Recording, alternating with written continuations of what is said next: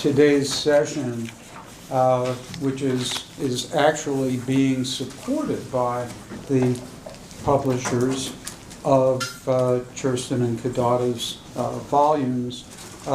New York University Press and Temple University Press have been supporting us by agreeing to video record the presentations at today's session. And so I'm thrilled and grateful to the publishers for their support. For those of you who don't know me, I'm Mark Crewman. I'm director of the Center for the Study of Citizenship and chair of the History Department here at Wayne State University.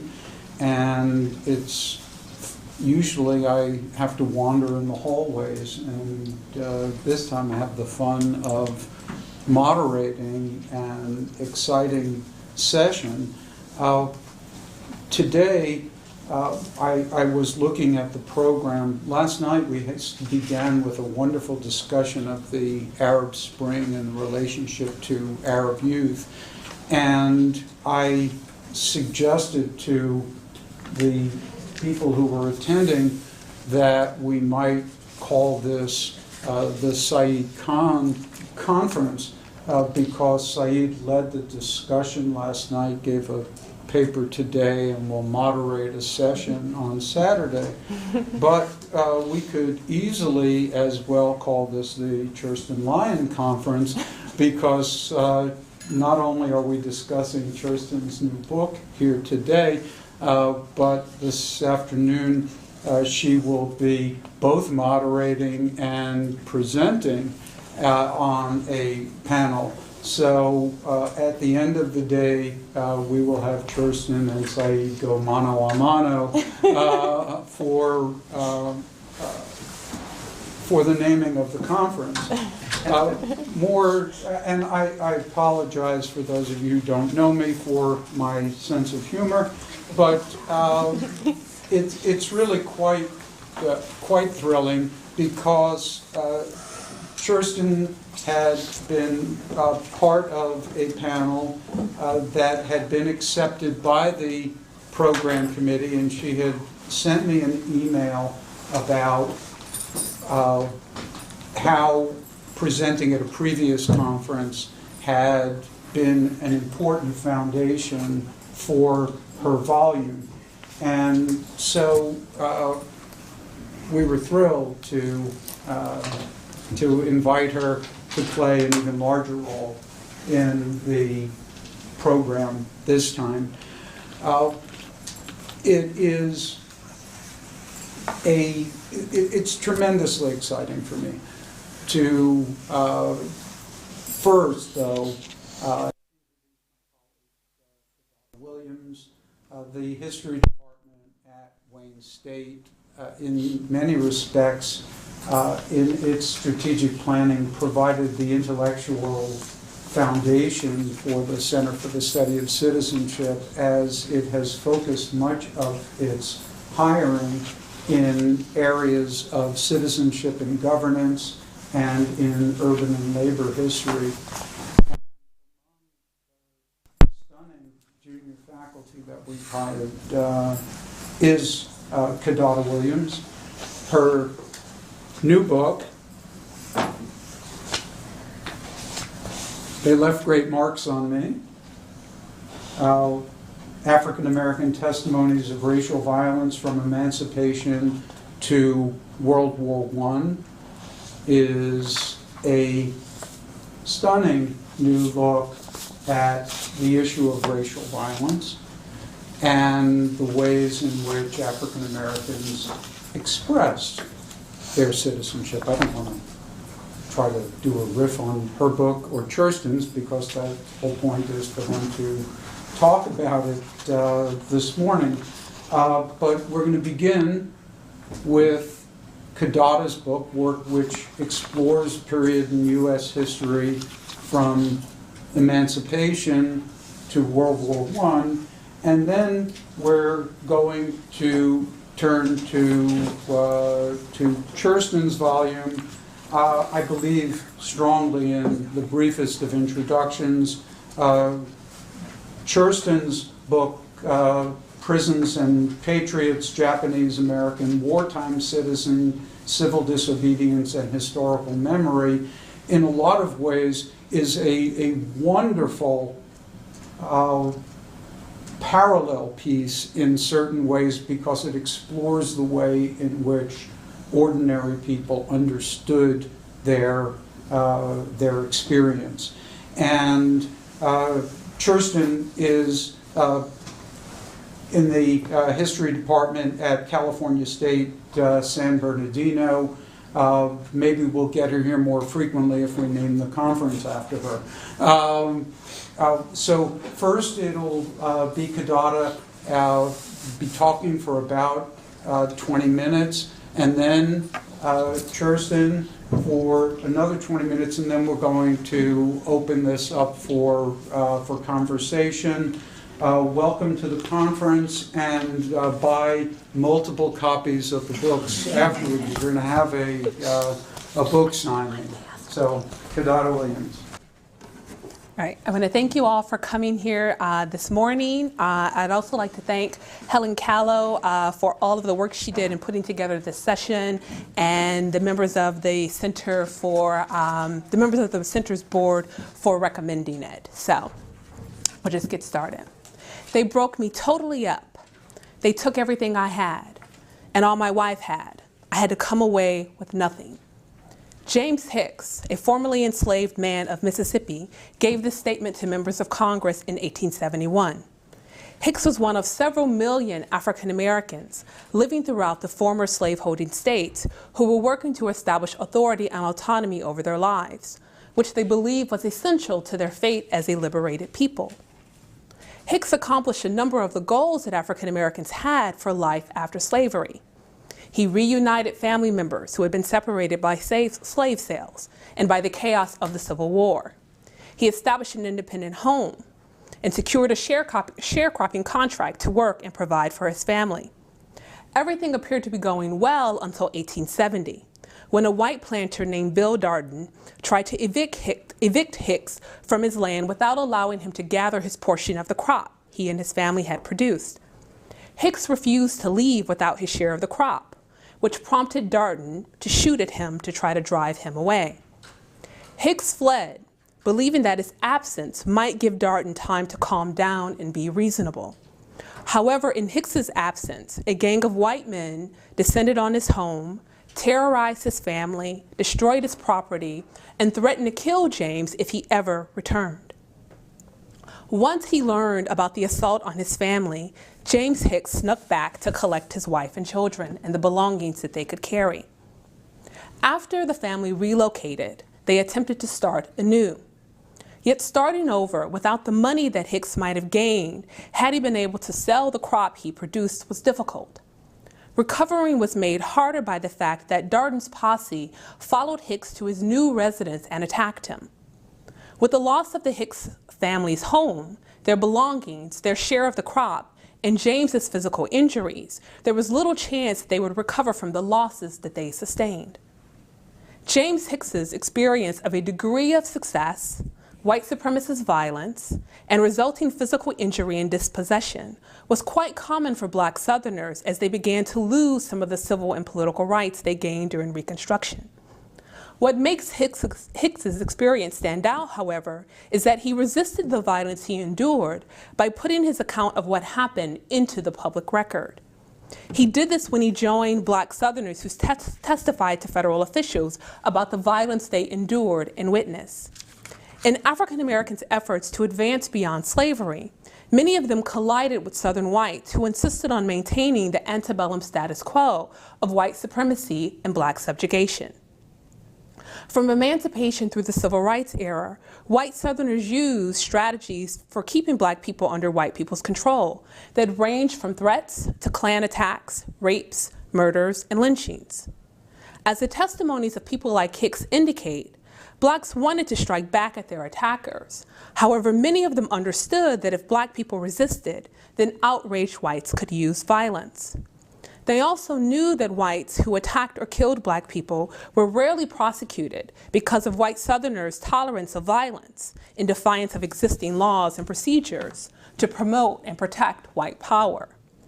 This is why black people might have felt constrained during attacks by armed white men, but after the violence ended, also felt compelled to testify about it as a way of getting justice. From Emancipation through World War I, African Americans testified about violence to a variety of Americans and in a variety of settings. Throughout this period, most victims and witnesses testified to their family members and friends. Unfortunately, many of these stories were not entered into public records, or they were not preserved in private records, and so they're lost to historians. However, some people also testified to officials, journalists, and civil rights activists, people who documented, transcribed, and publicized this violence and entered it into the transcripts of American history. In the 1860s, for example, recently freed people like Cuff Canera testified to Freedmen's Bureau agents about his employer's repeated rapes of his wife. In the 1870s, people like Lydia Anderson and Doc Roundtree testified before Congress about sexual violence against black women and girls and about attacks on black landowners. In the 1880s and 1890s, journalists like T. Thomas Fortune, Ida B. Wells Barnett, John Mitchell Jr., and John Edward Bruce witnessed violence, published reports on it, and tried to mobilize African Americans' resistance to it. In the first 2 decades of the 20th century, people like Mrs. M. Cravath Simpson and James Monroe wrote blistering letters to Presidents William Howard Taft and Woodrow Wilson in which they demanded federal action. In the 1920s, sisters like Blondell Whaley and fathers like Gaynor Atkins wrote intimate and deeply moving letters to NAACP leaders in which they described the unpunished lynching of their loved ones and the impact that this had on them. Activists like James Weldon Johnson and Walter Francis White, in turn, tried to publicize the suffering they heard from victims and their families. They also pursued legal strategies to try to bring these and other families justice. In They Left Great Marks on Me, I use these testimonies to illuminate African Americans' experience of racial violence and to explain how their efforts to share their experiences helped them to mobilize and launch one of the earliest campaigns in what became the civil rights movement. Historians who initially examined African Americans' testimonies often did so to prove that racial violence occurred or to argue that black people resisted it. Accepting the occurrence of white violence and black resistance as a given freed me to explore African Americans' different strategies for resisting violence. Some black people engaged in self-defense, but many people, seeing the futility of physical or armed resistance against the Klan or against the mob, used more subtle strategies like testifying. It is easy to dismiss the act of speaking about racial violence, or to argue that it did not constitute meaningful resistance. However, I believe that to do so is a mistake. African Americans who testified about their experiences of racial violence had to overcome great odds to have their testimonies heard and entered into the public record. They overcame victims' instinctive desires to banish the horrors of violence that range from daily attacks on black people's bodies, psyches, and homes to the horrors of night riding, lynching, and rioting. The existence of these testimonies shows that some blacks either could not or would not suppress their memories and decided to explain to others what happened to them or to people they knew. Testifiers about racial violence also had to deal with the fact that their attackers were still running free in their communities, that unsympathetic white officials did not want to hear African American stories of violence attacks and would take no action to bring even known perpetrators to justice, and that even speaking about racial violence might result in reprisal. The existence of these testimonies suggests that people who testified felt what Mary Prince described as a, quote, duty to relate the horrors of their suffering to people who did not know what victims and witnesses knew about this violence and who did not feel what victims and witnesses felt about it. Black Southerners who risked their lives and detailed the horror of enduring and witnessing this violence were not merely giving statements, they were resisting violence discursively. Their willingness to relay their suffering, especially to federal officials, during a time when white Southerners were undermining and violating their citizenship rights, represents acts of deliberate citizenship. Treating Black people's testimonies about racial violence as acts of resistance helps us to understand what African Americans felt about violence and what they wanted federal officials and the American people to know and hear about their suffering. For example, when Mary Brown testified before Congress, she explained that a gang of white men invaded her family's Georgia home and dragged them out into the yard where they stripped and whipped them because they thought she might inform authorities about their killing of another white man. In explaining they left great marks on me, Brown was describing the physical injury she sustained during the attack. However, when read alongside the testimonies of other victims, the larger implications of Brown's proclamations about what happened to her and her family become clear. The similarities in African Americans' testimonies suggest that they, like Mary Brown, wanted federal officials and white Americans to understand that they were marked physically, economically, socially, and psychologically by their experiences of racial violence. They hoped that people who heard their stories would identify with their suffering and support their efforts to get justice and end violence by having perpetrators prosecuted. In essence, they were saying, we are American citizens. These other Americans violated our rights to life, liberty, property, and the pursuit of happiness, and we demand justice. African Americans' decisions to testify about violence allowed them to create a vernacular history of racial violence that was essential to their efforts to recruit allies to their campaigns to end violence and advance civil rights reform. A vernacular history is a narrative about the past constructed by ordinary people that shows who they thought they were and how they got to be that way. Black folk like James Hicks and Mary Brown contributed to this historical narrative of violence and how it transformed their lives and how local authorities' failure to bring perpetrators to justice violated their civil rights when they testified before Congress. Public figures like Ida B. Wells, W.E.B. Du Bois, and Walter White also contributed to this history by reporting violence and describing its impact on Black people. Writers like Paul Laurence Dunbar and Georgia Douglas Johnson witnessed violence and used their creative talent to educate Americans about its occurrence. Ordinary people wrote letters to federal officials, journalists, and civil rights activists in which they described the violence and its impact on them. Together, these sources reveal African Americans' thoughts and feelings about the causes of racial violence, authorities' failure to prosecute even known perpetrators, their struggles to rebuild their lives after violent attacks, and their need for justice.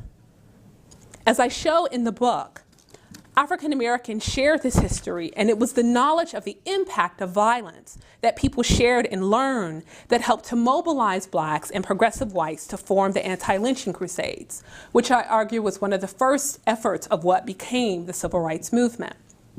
Black people's mobilization against racial violence started with testifying to each other, and during Reconstruction to sympathetic Freedmen's Bureau agents and members of Congress.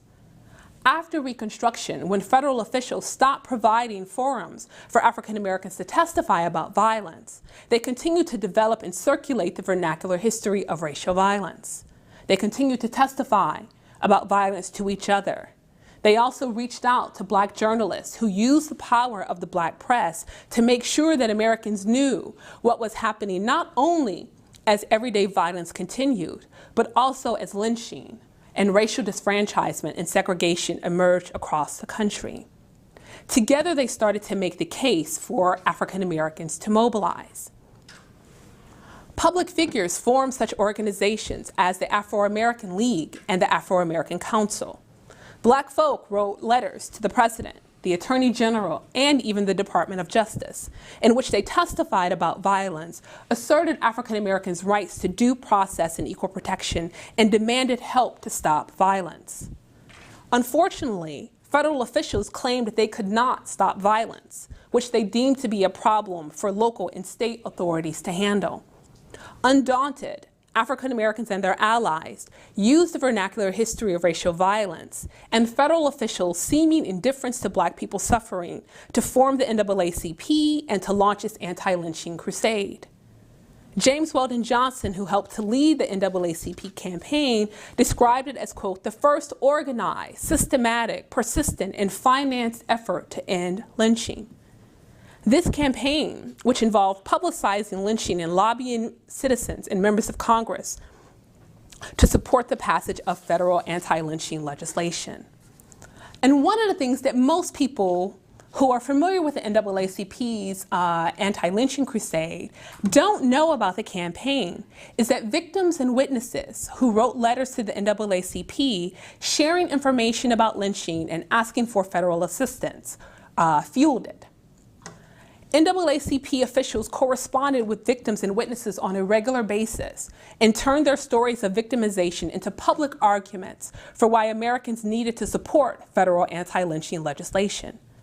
This campaign moved African Americans suffering from closed conversations among Black people back into the public spheres, where victims and witnesses stood a better chance of getting support from the federal government and from the American people. Although these activists never got the anti-lynching bill they wanted, their mobilization, I argue, served as a political training ground for activists who went on to participate in the civil rights movement. Black Southerners from this campaign started to see the NAACP as an ally and supported their civil rights campaigns. The NAACP leadership learned how to lobby members of Congress and how to frame their message in constitutional terms of due process and equal protection under the law. Activist efforts to publicize the horrors of lynching even gained the support of more white Americans who supported the passage of federal anti-lynching legislation and who would then later on support the passage of civil rights reform. In illuminating victims' bold decisions to testify about violence and witnesses' efforts to help families achieve justice, They Left Great Marks on Me presents a new history of African American Sisyphean efforts to rise above slavery and the oral and written precursors to what becomes the civil rights movement. Looking at the civil rights movement, it is clear that African Americans learned from their predecessors the power of testimony and the vernacular history of racial violence as a way of making a case for civil rights reform. Survivors of violent attacks and their family members and friends testified about their suffering to public audiences and gave interviews to journalists, and so this is during the civil rights movement.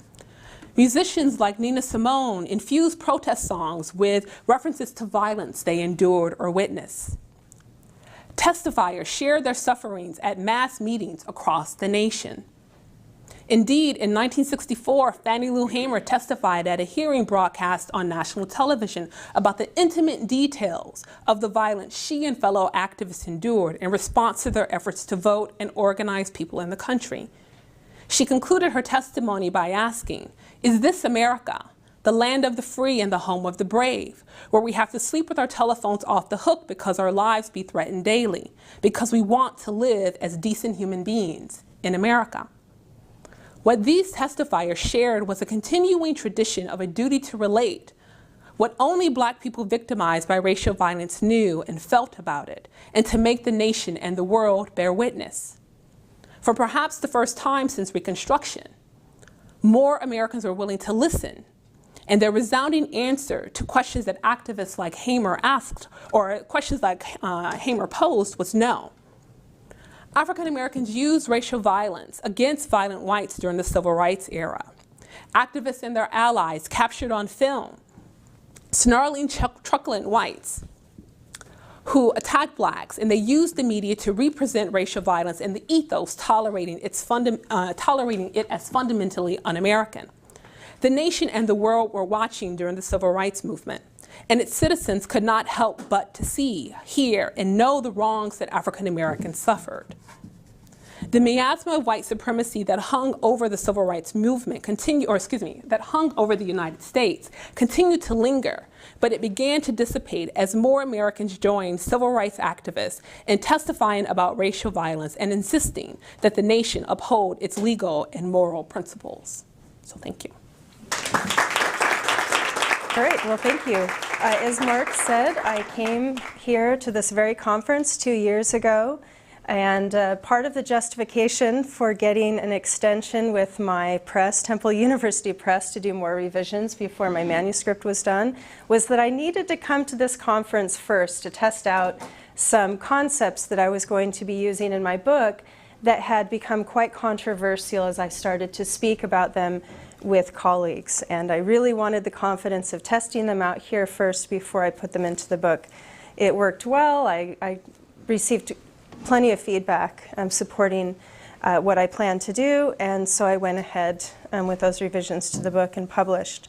So thank you to the Center for the Study of Citizenship and to Mark and Helen for a great conference then and for a great conference now.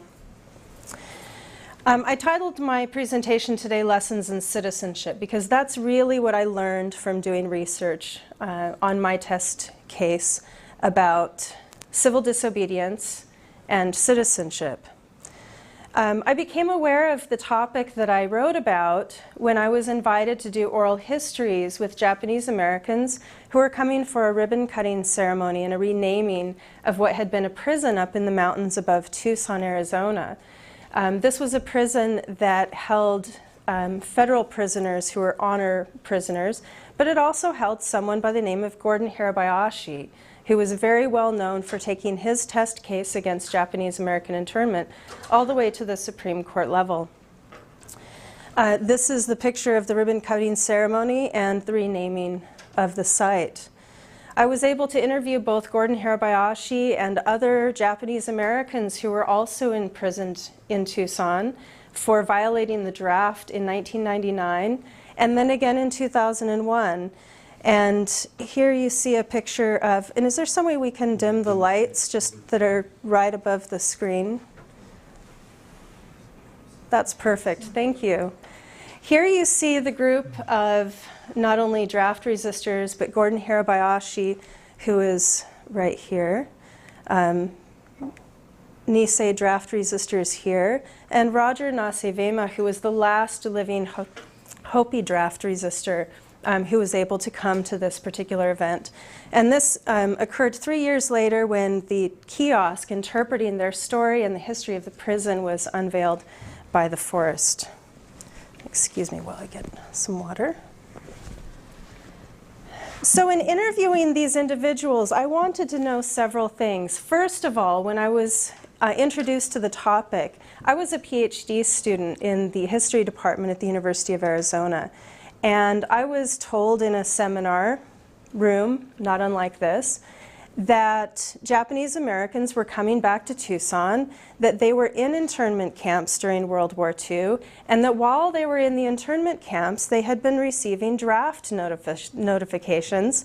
Well, I was already determined to do a dissertation about citizenship, but that absolutely intrigued me. The idea that you could have most or all of your rights of citizenship taken away in the context of war, and then 2 years later have the War Department come back to you and demand that in order for you to rehabilitate your citizenship, your first step would be to have to comply with the draft and to perform the most serious obligations of citizenship first, before the War Department would even consider returning your rights of citizenship. I thought that was fascinating, and I wanted to know more.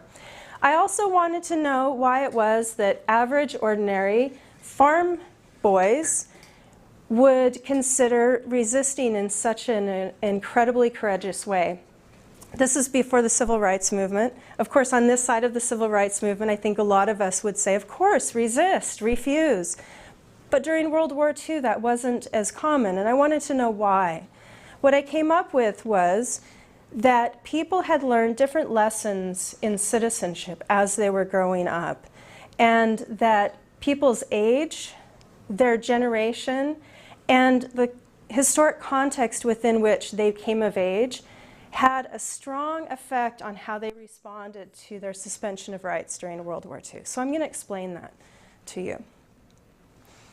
Gordon Hirabayashi was the best known of the prisoners in Tucson, and of course that's why his name was used for the renaming. People recognized him as a principled resistor, and his case went to the Supreme Court. Here he stands in the 1980s with the 3 men whose cases tested curfew, evacuation, and all of their cases ended up being vacated by the Federal Court of Appeals. But it's important for us to realize that all of their cases still remain good law on the Supreme Court level. None of them have yet been overturned. And this happens to be the 25th anniversary of Gordon Hirabayashi's Coram Nobis case. It's also the year of his death. He passed away the first Sunday of January this year. But the Tucsonians really intrigued me because nobody knew who they were. And so in my book, I parallel the stories of someone who's well known, Gordon Hirabayashi, who resisted evacuation, but who also resisted the draft. And this group of individuals who started calling themselves the Tucsonians after they served in prison together. So this is their story. Gordon Hirabayashi's family immigrated to the United States, his father and mother, for a couple of reasons. One, they were seeking opportunities to advance themselves economically, but they also had adopted a Christian philosophy that was uniquely Japanese, that was started by Uchimura Kanzo, and who started the Mukiokai movement in Japan. And this was a pacifist movement, and so they were against any kind of armed involvement in war.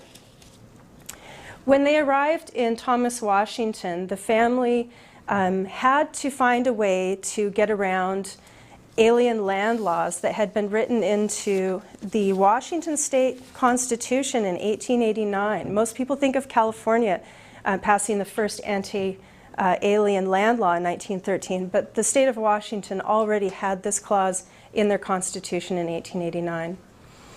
It was not until 1921, though, that the Washington legislature closed up a loophole that had allowed the Hirabayashi family to obtain land.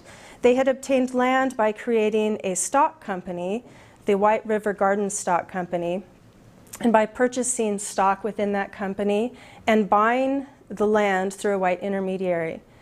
After 1921, that particular means of obtaining land was made illegal.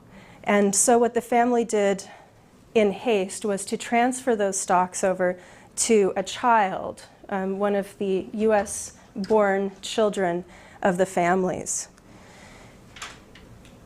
The federal courts heard their case and determined that because they had transferred this stock into the hands of a child who could not physically farm the land, and because the parents continued to farm and benefit from the land, that they were in fact trying to evade the law by transferring this land into the hands of a citizen child.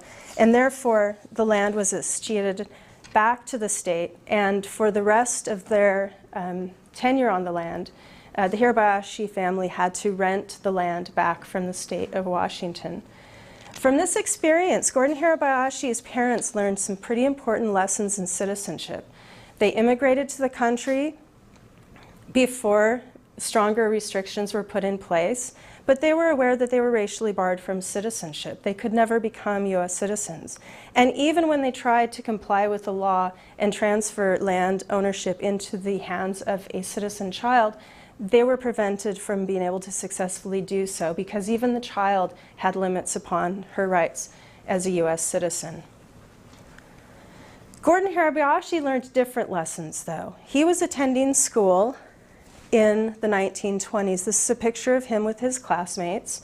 And this was a time when in Washington, as well as in California and other Western states, certain subjects were required in schools.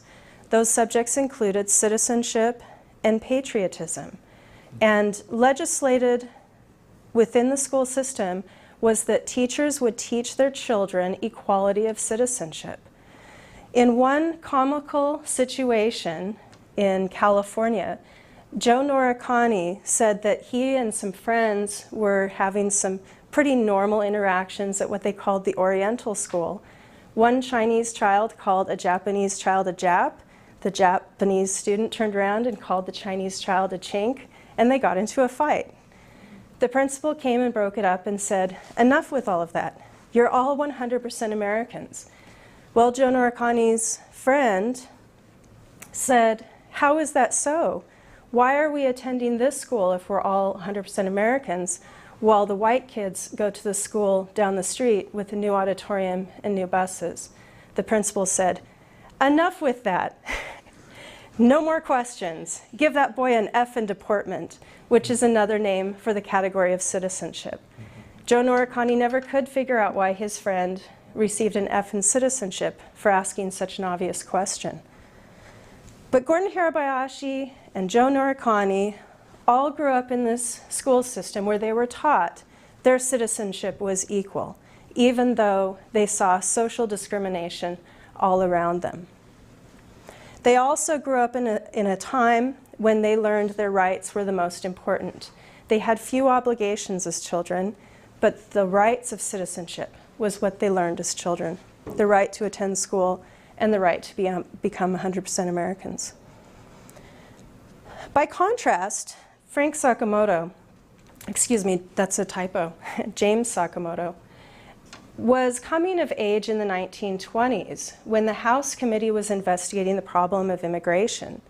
He was called before Congress to testify about what Congress called the problem of Japanese American dual citizenship. Of course, Japanese citizenship law granted citizenship to all children born to Japanese nationals, and US citizenship granted citizenship to anyone born in the United States. So the children of Japanese immigrants could potentially be dual citizens. They asked Sakamoto, "What would you do if you were called on by the Japanese government to serve in the military?" He said, "I don't know anything about this dual citizenship. I would get out of it. I'm 100% American." And they said, "Well, what would you do if you were called on to serve in the military by the United States?" "I would serve proudly," he said.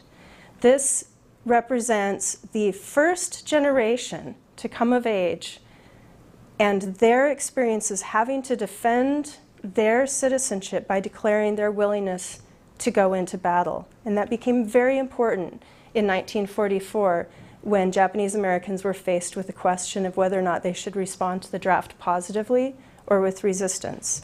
James Sakamoto and the Japanese American Citizens League said, "We will prove that we are 100% Americans, and that will be our way of proving our citizenship." While those who grew up in the younger generation said, "Perhaps we would think about resistance first." Yoshi Kubo represents this younger generation of Japanese Americans who were born in the United States and who were citizens, who grew up in the 1930s learning that they were 100% Americans. He grew up just outside of Turlock, California, in a place called Cortez. His parents, like Hirabayashi's parents, received their land through a stock company. And when he was graduated from high school, he was able to purchase land of his own. So in the few years leading up to World War II, he actually owned and farmed his own land. When he was put into camp, the most upsetting thing to him was that he had to transfer guardianship over his farm to a less experienced farmer to go into one of the camps. So Hirabayashi was the first to resist this wartime incarceration. And he said, "I grew up in the midst of discrimination and injustice. I saw the violations of what I believed had been the Bill of Rights. At first, he believed that his rights were secure. He told his parents, 'Don't worry, I'll look out for you. I'm an American.' They said, 'Don't be so sure. This can happen to you too.' They learned their lessons through their fight over the alien land law. But Hirabayashi thought his rights were secure. It wasn't until the curfew law applied to him that he realized that his rights were being eroded gradually within the context of war because of his nationality and race. He was a person who was inclined to obey the law. He as he said, was in the habit of obeying the law.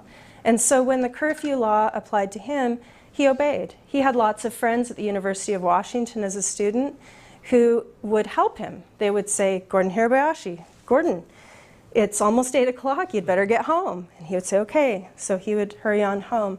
He said one day he was studying with his friends at the library, and they said, it's almost 8 o'clock, you'd better hurry home. And so he did. And as he was walking home, he realized the only reason why he was going home was because he had Japanese ancestry, and that this was distinctly unconstitutional in his mind.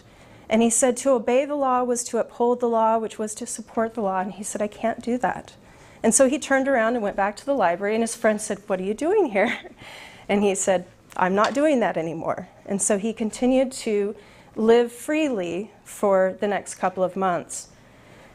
When it came time for families to start registering for entry into the camps, he had, wow, I've been moving forward all this time. Okay, I'll put that down. He had become a Quaker in the context of World War II, finding his own way of expressing his parents' belief in pacifism and his own commitment to his conscience. And so he started helping the American Friends Service Committee transfer families and their belongings to the Assembly Center. In Washington, you had assembly centers that were in large convention centers where little dormitories were only separated by blankets.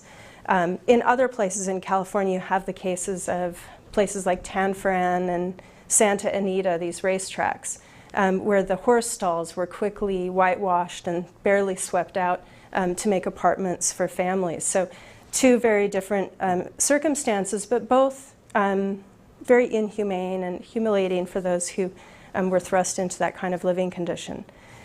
Gordon Hirabayashi saw that, and he said, this is so inhumane and so demoralizing that I can't cooperate. And that's when he decided to resist evacuation.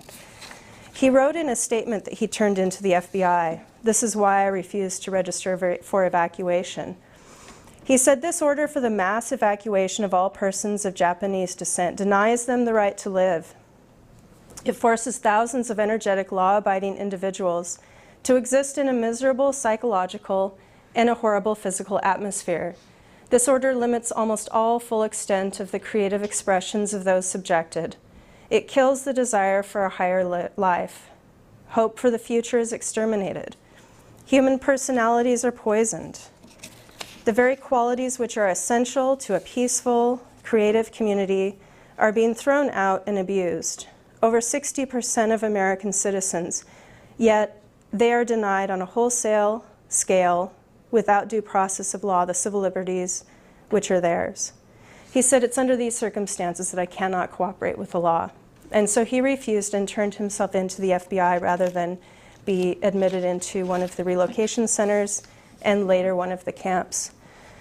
He took his case to the Supreme Court, but he ended up losing. And one of the reasons why he lost was because when he was sentenced originally, the judge said, you will receive a very light sentence. But he said, I don't want to serve in a walled institution anymore. He had been in the King County Jail in Seattle for many, many months awaiting trial, and he was feeling claustrophobic, and he wanted to be outside. So he said, couldn't I serve out my sentence in a road camp? And the judge said, but we will have to extend your sentence. He said, that's okay, I'll take a longer sentence. I just want to be outside. So the judge put both of his sentences to run concurrently. So when the Supreme Court heard his case, they had a choice. They could choose between hearing his curfew case, which he never intended to make a test case out of, and his refusal to evacuate. They chose curfew. It was an easier decision, and it created a precedent for the Korematsu case that came later. So when he lost his Supreme Court case, he was picked up by the FBI. He was mowing lawns in Spokane, Washington, and when the FBI pulled up, he said, I've been waiting for you. What took you so long? They took him to the district attorney, who said, I'm sorry, we can't put you into the road camp because it's in the exclusion zone. We're going to have to put you back into county jail. He said, I can't do that. I took a longer sentence to be able to be in a road camp. Isn't there another one I could go to? They said, well, we've heard of one down in Tucson, but it's too far to send you there. He said, that's okay, I'll get myself there. So this person who threatened national security was allowed to hitchhike from Spokane to Tucson. Ironically, neither Hirabayashi nor the district attorney realized that Tucson was also in the exclusion zone. And so when he finally arrived after months of hitchhiking, and having been picked up once by a Utah highway patrolman who nearly drove off the road when he asked him, so where are you headed? Prison, sir. He showed up and the officials were not ready for him. They said, we have no paperwork on you, you'd better just go home. He said, no, no, no. If I go home, you'll eventually find the paperwork, and then I'm going to have to come all the way back here. Why don't you just look a little bit harder? They said, all right, it's hot, it was September, it was in Tucson. They said, why don't you go watch a movie, get some dinner, and then come back and we'll see if we can find your paperwork. He said he surely would have enjoyed knowing that he had just been set loose to go to dinner and watch a movie in the exclusion zone, had he known, but he didn't know. He was eventually admitted to the Tucson Federal Prison, which was a road camp. It was the least expensive way that Tucson could find to build a road up into the mountains to give local residents a little bit of an escape from the summer heat. And these are pictures of the construction process. It was in prison that Hirabayashi really learned who he was as a conscientious resistor. It was a place where the whole program of the prison was designed to rehabilitate citizens through meaningful work. Even though the superintendent of the prison told Hirabayashi, we're here to rehabilitate citizens, but not conscientious objectors. If you all think that you can't wait for the war to be done, I really can't wait for the war to be done so I can get back to some ordinary bank robbers. UCOs find a reason to resist everything. And in fact, before Hirabayashi had arrived, the COs who were in camp resisting the draft had actually organized a resistance against racial segregation within the prison and were successful in desegregating the prison. But Gordon Hirabayashi got to meet people who came together in a common cause of resistance. And this is how he described them. He said, one inmate was a liberal son of a New York State Methodist minister. Another, Hirabayashi mused, is a gay songbird and poet. Boy, we had fun with him. Another resistor was a co-op farm enthusiast. And yet another was a Catholic intellectual, as intellectually brilliant as they make them. Hirabayashi wrote in a letter to his girlfriend, I was in a truly inspiring atmosphere and experienced quite a bit of growth. I was sad to leave them.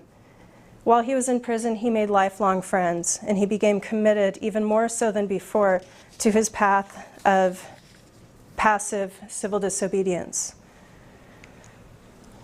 After he was done serving his sentence, he had a little bit of an easier time getting home. He was given a suit and a bus ticket. This time he knew he was moving into California when the route went into Needles, and he said, I got a little bit of a thrill knowing I was back in the exclusion zone.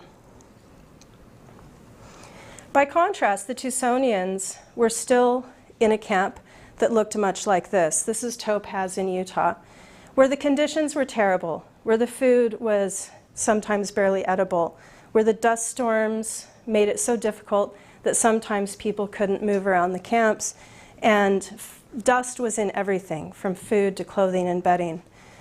It was in this camp that Ken Yoshida received his draft call, and he said, oh, hell no, I can't do this, I just can't. He didn't have the same kind of university background or religious background that Hirabayashi had, but he just knew that he couldn't comply. He was a citizen, he always had been, he had always been loyal to the United States, and he just couldn't comply with an order that asked him to go and serve in the military while his parents and his younger siblings were being held in a prison like this. And so he refused to go to his pre-induction physical. and like 41 others, was sent to Tucson Federal Prison. They were a part of 315 Japanese Americans who chose that path of resistance, rather than accepting the JACL's rationale, which was, let's prove how American we are by going and serving in battle on the forefront and not minding that we're in segregated units, but through segregation we will show how loyal we are, and it will actually highlight our achievements. 315 Japanese Americans said, no, we'd rather go to prison and prove our citizenship that way, by either keeping it intact or not having it at all. And you can see the environment was very different. When I interviewed the Tucsonians in 1999 and 2001, they called this summer camp. They said it was great. We had a great time. There's no fence, if you'll notice, no bars, and the food was fantastic. They learned skills that helped them build the road. Ken Yoshida had always wanted to be an engineer, but was tracked away from that in school because he was Japanese American. He got to learn blasting techniques and actually helped the engineer find a way to string up 2 blasts in a row so that they could blast enough rock to give the men 2 days worth of work. And he said, and for the other day, we got to rest. Yoshi Kubo, who owned his own farm, learned something different. He was in this camp. He participated in the road building. He learned how to drive a bulldozer, but he didn't want to do any of that. All he wanted was to go back to his farm. He argued against the draft on the basis that he should have been on his farm. He shouldn't have been in the military. He should be on an agricultural deferment and be allowed to farm on his own land. And that was a very unique way of arguing against the draft. Some even went so far as to say, you're calling me a dual citizen? You're calling me an enemy alien? Sure, I'm a Japanese citizen. I shouldn't even be called on to serve in the military. So the range of responses and the range of justifications for resisting the draft were as unique and individual as the people themselves. When Yoshi Kubo left Tucson, he renounced his citizenship. He said, if this is what my citizenship is worth, you can have it back. Shortly thereafter, about 15 years thereafter, he wrote a letter saying he was sorry and he wanted his citizenship back. He didn't mean to rescind it so quickly. Gordon Hirabayashi, after his bus ride home, went to Spokane, Washington, and immediately received a letter in the mail. It said, Statement of Citizens of Japanese Ancestry, and it was a questionnaire. It was the questionnaire all Japanese Americans had received in the camps. And he said just by the name on the top, he couldn't comply. It was from the Selective Service. And so he sent it back and he said, I'm sorry, because this is based on race, I cannot answer your questionnaire. A year before that, individuals who refused to fill out the questionnaire were sent to a place called Thule Camp and accused of being disloyal and questioned about their citizenship. The year later, after so much time had passed, Gordon Hirabayashi was just moved along the process and was ordered to turn himself in to a CPS camp for alternate service. He refused to do that as well and ended up going back to prison, this time on a draft resistance case, to McNeil Island, where he served with draft resistors from Heart Mountain. I'm just going to show you some pictures quickly because I'm out of time. Gordon Hirabayashi developed a very strong sense of who he was as a person and a resistor. He said from then on he decided to live deliberately and not just obey the law because it was a law. He would consider whether or not it compared well with his principles, and then he would deliberately live. The Tucsonians learned that they had a family of resistors. They had reunions starting in 1947, and as families came along, they continued to meet. Even in 1960, when they invited 2 of the Hopi resistors to come and join them, they continued to meet together to remember who they were and to remember that they had done what they thought was right. Even at the same time, people were calling them cowards and telling them they should forget what they had done. So what does it all mean? Partly I can leave that up to you, but what I learned was that there were many, many different bases for resistance, and that because of the feelings and the associations people had together as resistors, they were able to persist and maintain their memory of their actions, even as people were telling them to forget. Thanks.